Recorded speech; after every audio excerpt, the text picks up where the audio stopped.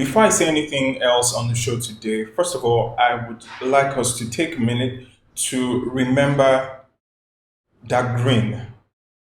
If you do not know that Green was an indigenous rapper who revolutionized what indigenous rap music in Nigeria was at the time and greatly influenced what it is now. And of course, we know that Nigerian music has been doing so well, not just in the country but abroad, and our musicians have been making us proud. But that Green was somewhere at the heart of what we are enjoying today. He died on this day 11 years ago. May his soul continue to rest in perfect peace.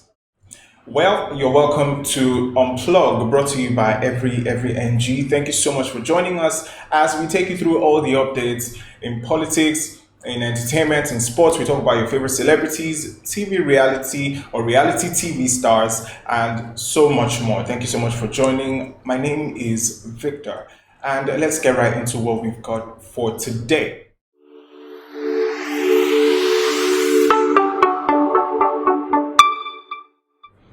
First of all, we are going to be talking about Erica and Ka3na. Now, Ka3na has this clothing line and business, Ka3na Premium Line or KPL, and there's something she has been doing as regards marketing her clothing collections and all of that. She picks a particular collection, names it after somebody, maybe somebody close to her or family or somebody popular. Now, even her colleagues, she has named one of her clothing lines or collections after Dorothy, who was also a housemate with her. Now, the latest one she went about doing, she named after Erica. And now she did not call it Erica Collection, but she called it Star Girl Collection. Now, you know, Ka3na is the self-acclaimed boss lady. I think she was making moves to trademark it, but we don't even know. I don't even know whether she has, completed all of that. But we know that Erica has trademarked Star Girl, and she decided that she was going to name that particular collection the Star Girl Collection. And so she took to Twitter to announce it, and she said, "This is Star Girl Collection." Apparently, she felt this was going to be a good marketing move, and it would get Erica's fans, the elites, to just rush and patronize her business. But it turned out the complete opposite of what she might have been expecting, because right now Erica's fans are dragging Ka3na, and lots of people are talking about copyright infringement. Erica has trademarked Star Girl. How dare you just name your clothing collection Star Girl Collection? I mean, she can sue you for that. Well, basically, they're just waiting for the go-ahead from their queen, Erica, before they can purchase anything. I bet Ka3na was probably not expecting that. So, well, if she does, get the support of the elites, that is going to be massive for business. But we'll see how that one plays out for her. All right. Moving on now, let's talk housemates from another edition of the show, previous one housemate actually, Cee-C. She has been seen in a video with Timini. Of course, Timini, the very handsome, charming actor, and they were filmed kissing. Quite interesting, right? Now, there was this other, video snippet that came out before. They were seen holding each other, looking all loved up, and everybody was thinking, okay, maybe that was for promotional purposes. Maybe they're working on a movie or something, which is very likely actually. But as if that was not enough, we saw another video much later of both of them kissing, and there you have it. They shared this kind of kiss, looking quite intimate. But I don't want to read too much meaning into that. But let me know what you think about that in the comment section. Do you think it's just publicity? Are we expecting a movie real soon? Hopefully, because I'd like to see both of them in action. All right. Away from them, let's talk Alex, Unusual from previous edition, and of course Prince from the most recent one, the Lockdown House. Alex and Prince have been spotted together recently, different places, probably going out on dates or just having fun together, bonding and all of that. And of course, people would definitely speculate. So a lot of people have been thinking perhaps Alex has snatched, in quotes, Prince from Dorothy, and they have a relationship thing going on for both of them. But Alex had this question and answer thing on her Instagram story where she said people should ask her questions sensibly, and somebody asked, "Are you dating Prince?" Now, her reaction was quite funny to me because she posted this meme and she was like, how can you even think of something like that? Of course, I'm not dating Prince. I beg, don't even think about it. I am not dating a young man. I'm like, okay. So there you have it. For those of you who probably beginning to ship them in your mind, there you have it. That is Alex's response. She is not dating Prince. Okay, so let everybody speculating just keep quiet. Let's move on to a musician this time and let's talk Olakira. Of course, you must have heard the name Olakira. Let's up in my Maserati.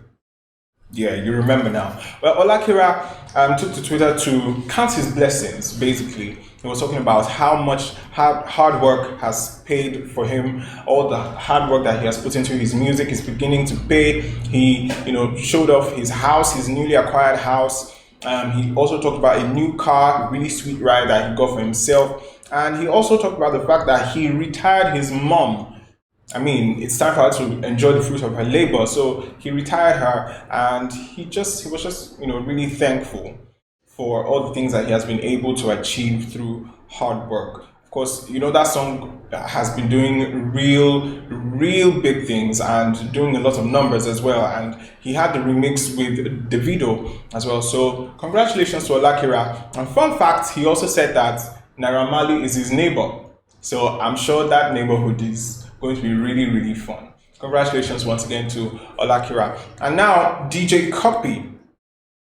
Just yesterday, DJ Copy was in the Otedola family home in London, and they were all together to celebrate her sister's birthday. Tolani turned a new age yesterday, and the family came together to celebrate with the daughter.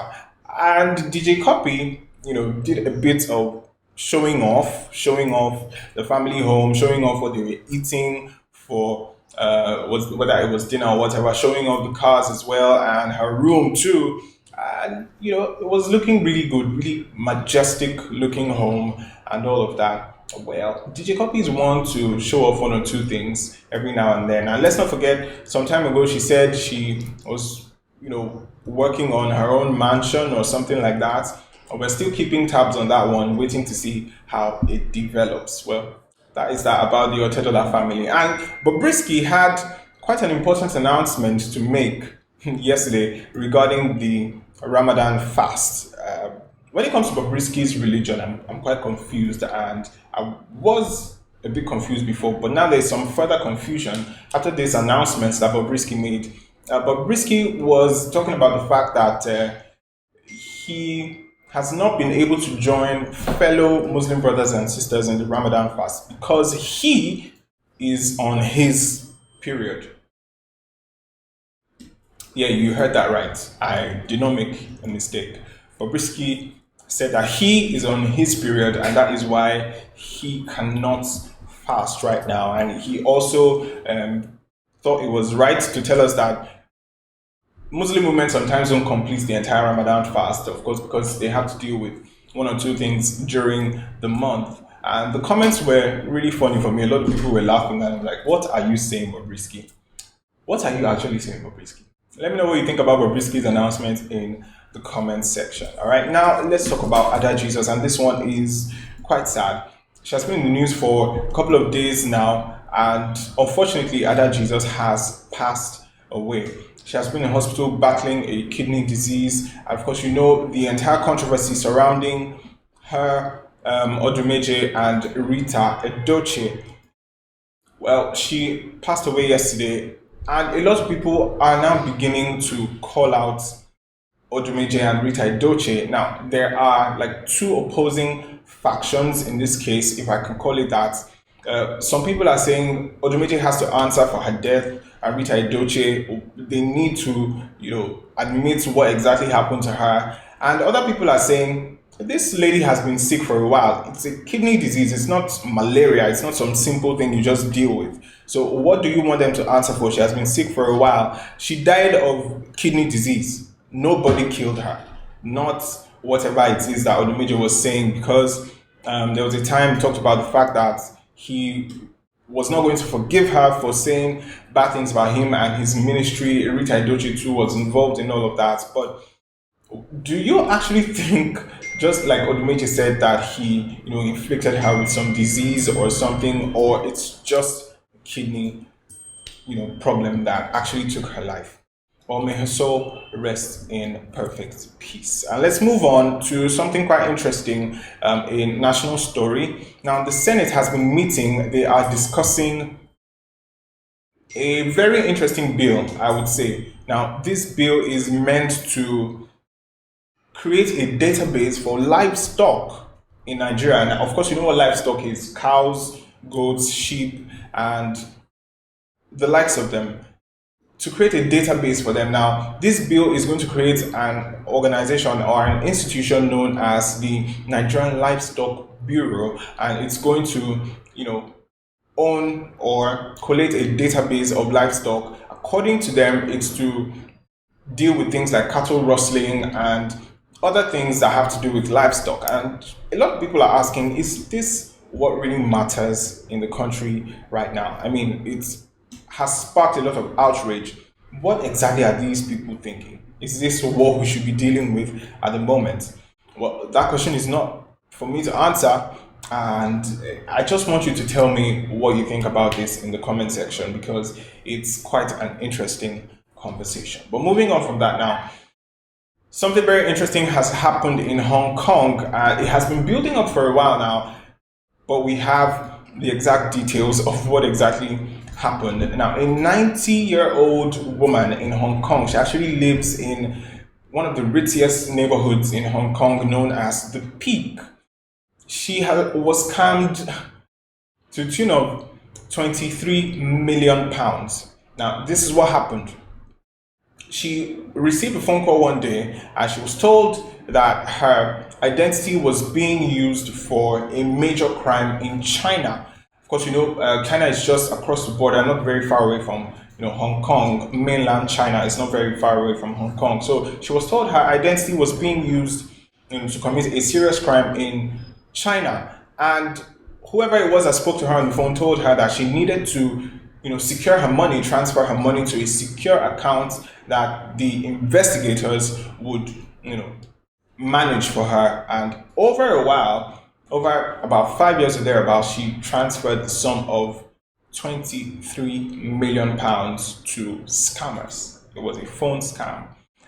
It took her house help to realize that something was wrong somewhere after somebody visited one day to, tell her to make some calls and all that. The house help now alerted one of her children, and the child alerted the authorities.